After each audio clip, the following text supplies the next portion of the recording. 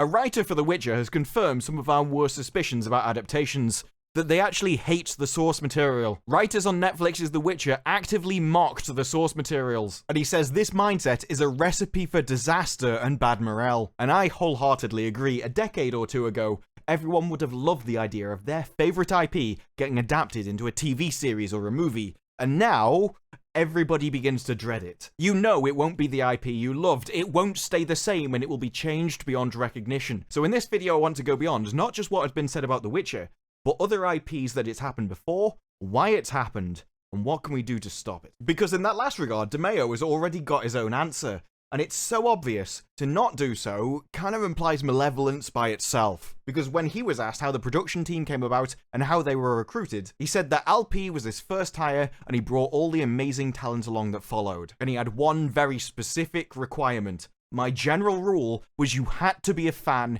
no questions. And you'd think in that regard, The Witcher would be off to a great start. Henry Cavill is most certainly a fan of The Witcher. All the time he's come out and spoken about how he hopes that it's as loyal to the books as possible, and he doesn't want too much in the way of diversions, you know, like season 1 and 2 were. Cavill has spoken a lot about how on the set he would be the lawmaster, how he'd go around correcting people about what should and shouldn't be in. And yet even with his influence, what we ended up with was a show that didn't even really feel like a Witcher show. There was just too much of everybody else. It felt like they were crowbarred in because the people behind the scenes thought they had to be. There was definitely too much in the way of diversions. And DeMayo says that his rule came from the show The Witcher, where some of the writers were not either fans or actively disliked the books and the games, where they were even actively mocking the source material. These were people that took on a job where they despised the original source material. Now, I'm sure we've all had jobs where you either didn't like what you were doing or you didn't like someone at your office, but you still were supposed to remain professional, you were supposed to remain neutral and still do the best job possible anyway. But that is no longer what people do when they're at work. Especially in the entertainment industry, IPs no longer seem to be about the IP themselves.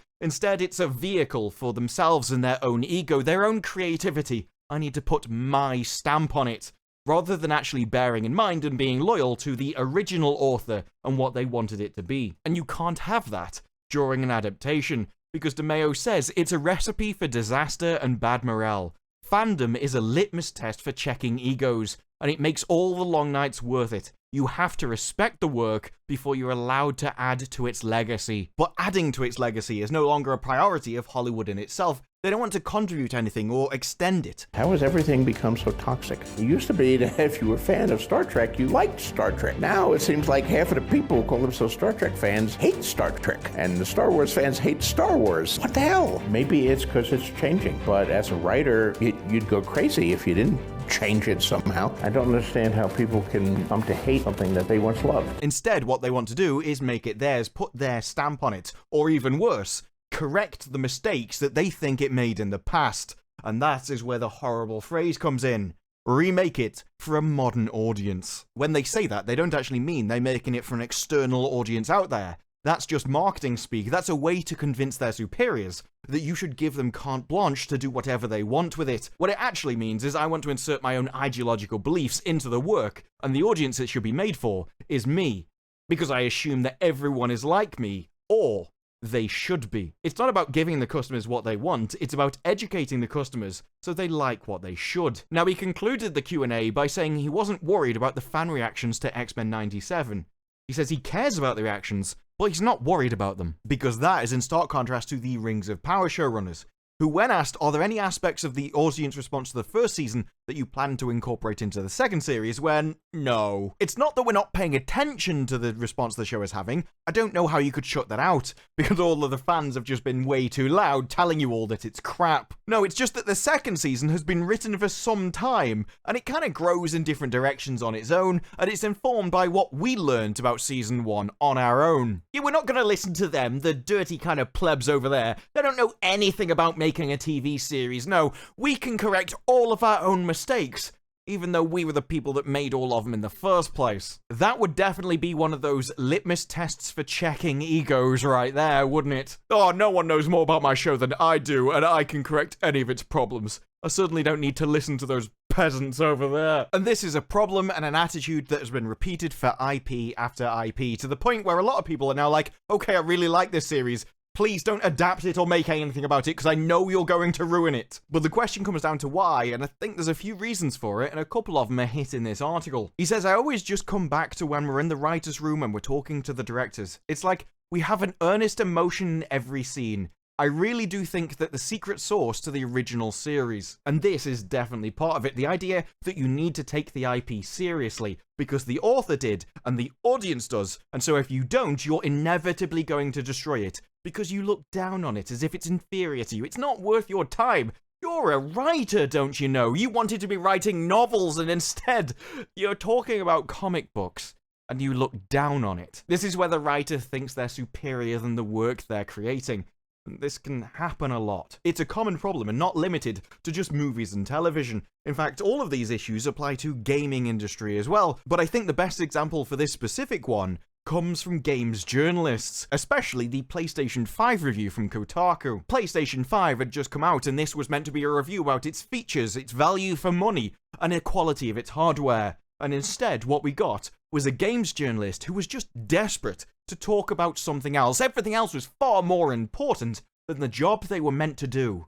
This was beneath them. I skimmed several times to glean some insight into what I should cover, but how can anyone at this moment in time review this thing? I don't know, maybe you can manage to do it because it's meant to be your pissing job. Because they talk about the PS5 for a bit, and then go, does it really matter? Oh, I've talked a lot about the game console. But what about Americans that are out of work, or our healthcare system? These problems aren't just going away because I've written a review of a PS5. A lot of people won't even be able to buy one. And how could I possibly review a piece of technology without talking about my irrefutable level of privilege attached to the ability to simply tune out the world as it burns around you? This was a guy who couldn't remain professional. He couldn't just do his job and review a games console. He had to go and talk about the wider things in the world, things that were so more important. Oh, I went to school and wanted to be a journalist, and instead I ended up a games journalist. And I can't help thinking that so many of these entertainment writers feel exactly the same. Oh, if only I could write a novel and be taken seriously. If only I could write Shakespeare and be taken seriously. But instead, here I am writing about The Witcher, writing about superheroes, and they think it's beneath them. That's why they take the piss out of this material. They don't take it seriously. It doesn't mean anything to them. It doesn't have any of the emotional weight.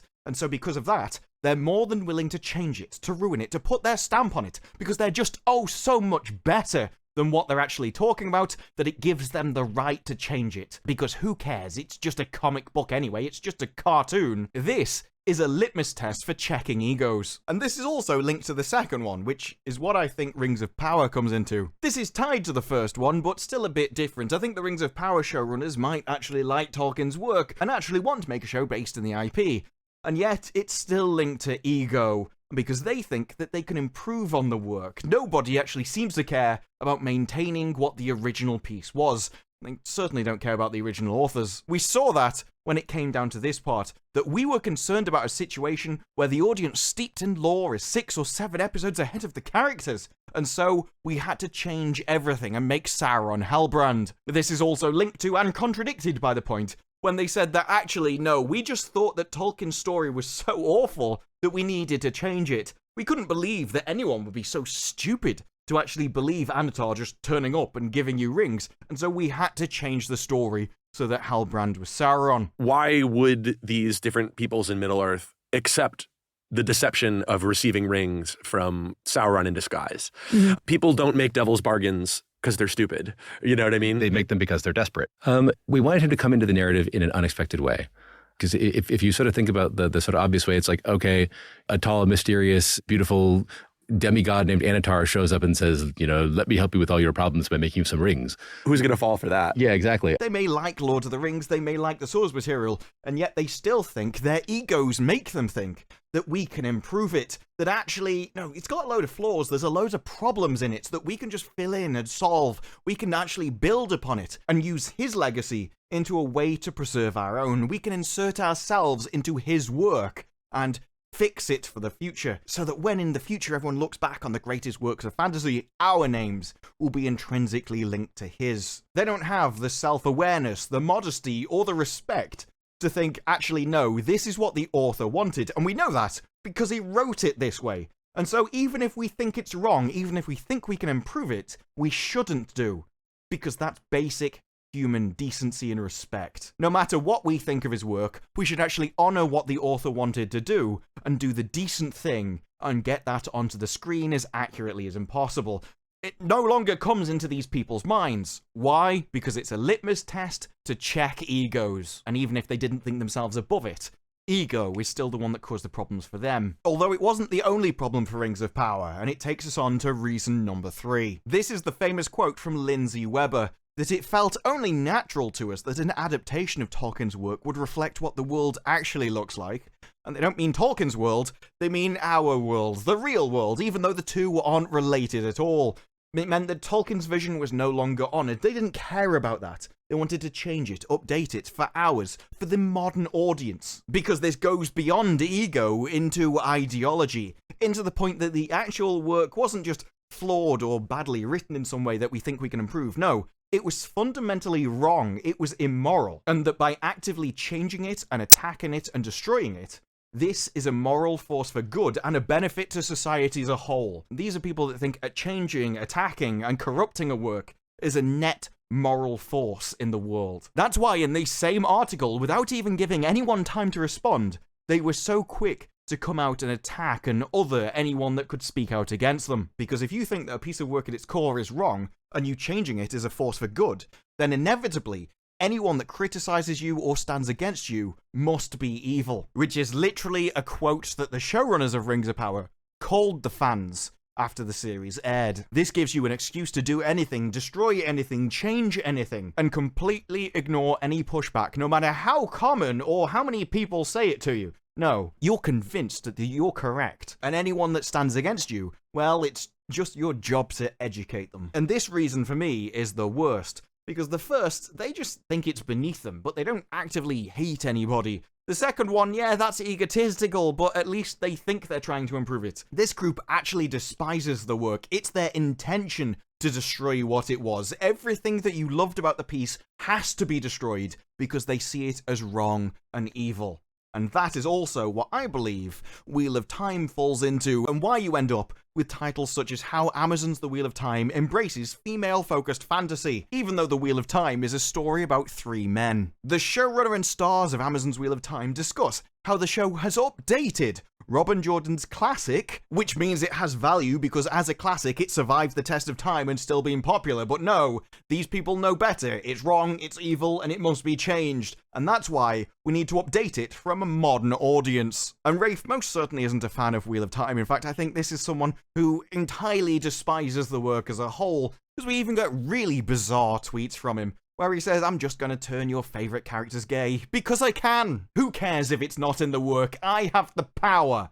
And that's all that matters now. He says he's making the series for old and new fans. It's most certainly for new fans because I can't think of anything canonical that happened after episode 2. And he says the world is incredible, the magic system one of the best in fantasy, and the gender dynamics are so fresh feeling, which is weird considering it's on a strict binary which was entirely eradicated from the show and based very firmly in traditional ideas. Something which Harold Rafe here entirely despises and utterly annihilated within the show. Oh, I'm gonna tell you I love it, but everything that I supposedly love has to be destroyed and has to be remade for a modern audience, which means Rafe himself. This is a guy who said, I'm telling the story from the books, and then didn't include anything from the books in the entire first season. Goes on to talk about Bala, and then Bala never even featured in the series. And when asked about controversial topics, which are mainly controversial because they're, traditional, says, I think these topics are very important, and I'll be using lots of advisors and writers around me to make sure we tackle them thoughtfully. And by that, we mean thoughtfully change them, correct them, fix them,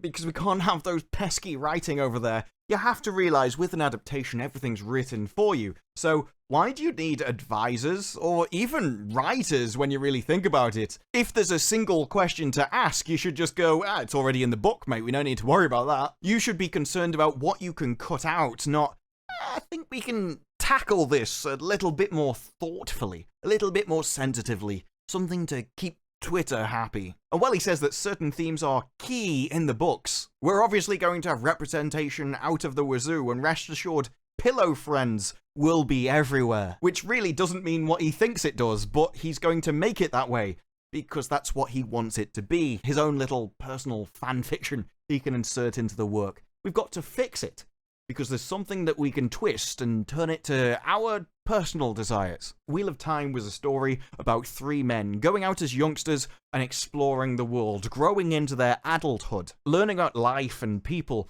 but based very strongly in traditional ideas, and that is something that can no longer be allowed to exist. It certainly isn't fit for a modern audience. People that hate every single thing that happened in the past, and themselves, and every potential idea in the future, and so basically just want to sit around getting their own personal instant gratification as they speak. Look, I don't care about the story or how accurate it is, I just want as many people to bang as possible. Do you think that's something we can do? This is the worst and most destructive reason that someone can adapt IP, because it's based solely off their own desires, their base gratification. They don't just think they're better than the original work, but they despise it so much that they have to actively destroy everything that it stands for, change it and corrupt it into some twisted version of itself, which doesn't really bear any resemblance, but we're going to repeatedly tell people that it is, and in fact, no, we've improved it now. It's better. What do you mean you don't like it, you bigot? And you see a mix of these 3 things all over the place. Like I say, the game industry is full of it. We have the Grand Theft Auto trilogy remade for modern audiences. The Splinter Cell remake will be rewritten for a modern day audience. All Creatures Great and Small set to be remade for a modern audience. And a personal bugbear of mine, Star Wars Knights of the Old Republic, where our big goal was to bring the story to a modern audience, where they hired Sam Maggs to rewrite it, who kept mocking the fanbase, telling them to die mad about it, and when asked if Knights of the Old Republic was her favourite, she said no. This was someone who didn't even like the IP that she was meant to be writing for. Whoops. And across these 3 reasons, you get on most IPs, but there is one more, about a specific example that I do want to talk about, and that is Doctor Who, which, yes, you guessed it, is going to be remade for a modern audience. Now, this is a bit of a special example, considering Doctor Who was remade all the time. It was actually remade for a modern audience when it came back from being a classic show. Updating Doctor Who is something that happens all the time, and why in this case I wouldn't have necessarily blinked at the word, except that Russell T Davies actually has a different agenda in mind this time. The 4th reason isn't based off someone who doesn't like the IP, or someone who has the ego but not the actual talent to improve and contribute to it, because Davis has already proven that he does have the talent to make great Doctor Who. He's clearly a fan, he can clearly do good work, but that's not why he seems to want to take over the position now. He's not concerned with making Doctor Who the best it can be, the most entertaining it can be. No, he wants to insert his own ideas into it. And this isn't something he wanted to do when he did it last time. The world has changed, a modern audience has changed, and he's decided that now, actually, no, there are things more important than entertainment, and so I have to start changing entertainment to match those ideas. There are many people that insert their ideas into entertainment, but this is the end game. Russell T Davies is showing people the end game. Because he says when he started writing Doctor Who in 2004, I was worried that children and young audiences were always being told about death and destruction, and I didn't want them to walk to school thinking, I'm going to die. Which, let's be honest, is a very good message to have. Let's not petrify the world, shall we, for absolutely no reason, although that's not something that he cares about now. Because now I'm coming back in 2022. I want to provide optimism for the audience. I want to write optimism. I want to provide hope.